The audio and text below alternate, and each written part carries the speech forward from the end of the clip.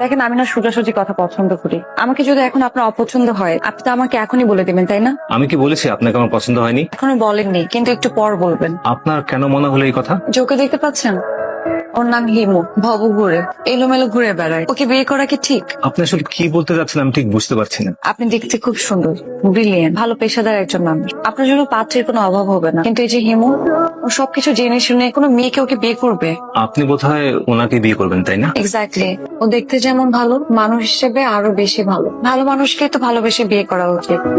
কে যেন বলেছিল এখানে রমণীগুলি নদীর মতো, নদী ও নারীর মতো কথা কয়। শোন দোস্ত, এত কনফিডেন্টলি একটা মেয়ে একটা ছেলেকে শুধু ভালো মানুষ হওয়ার কারণে এভাবে ভালোবাসে? অর্থ, যশ, খ্যাতি সব তুচ্ছ, ভালোবাসাটাই মুখ্য। অসাধারণ, অসাধারণ, আমার খুব ভালো লাগছে। ছোট্ট ছোট্ট আশা, ছোট্ট একটা বাসা, কিংবা নিজেদের মতো একটা রুম। সেই রুমে থাকবে খুনসুটি, ঝগড়াঝাটি, হাসি, আনন্দ, অভিমান, সবকিছু।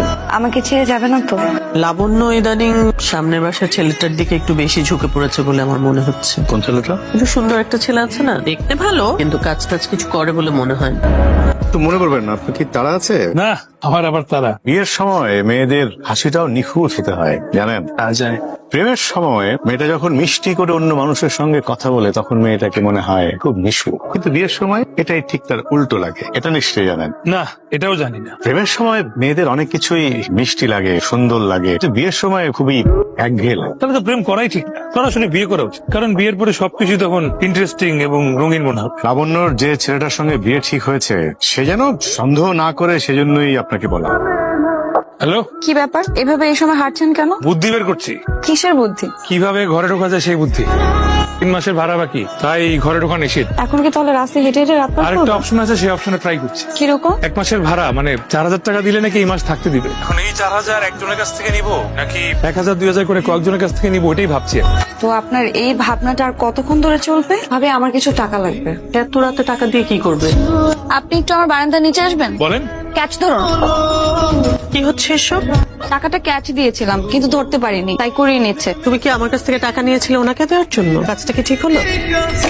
ঠিক বেঠিক তো ভেবে দেখিনি ভাবি, লোকটা বিপদে পড়েছে তাই দিলাম। একটা মানুষ টাকা চাইলো, কোনো কিছু যাচাই বাছাই ছাড়া তাকে টাকা দিয়ে দিলে। না, সে তোমার কাছে টাকা চাইনি, সে বিপদে পড়েছে তাই আমার মনে হয়েছে দিয়েছি। আপনার কাঙ্ক্ষিত নম্বরটিতে এই মুহূর্তে সংযোগ দেওয়া সম্ভব হচ্ছে না। বাসায় কি হিমু সাহেব আছেন? উনি তো বেশ কিছুদিন যাবত আসতেছেন না। ওনার কোনো অ্যাড্রেস? তা তো জানি না। আমি চেয়ারম্যান হলেও এই কোম্পানিটা আমার ছেলের আইডিয়াতেই হয়েছে। আপনার তাকে সবচেয়ে বেশি সহযোগিতা করবেন বলেই ওর বিশ্বাস।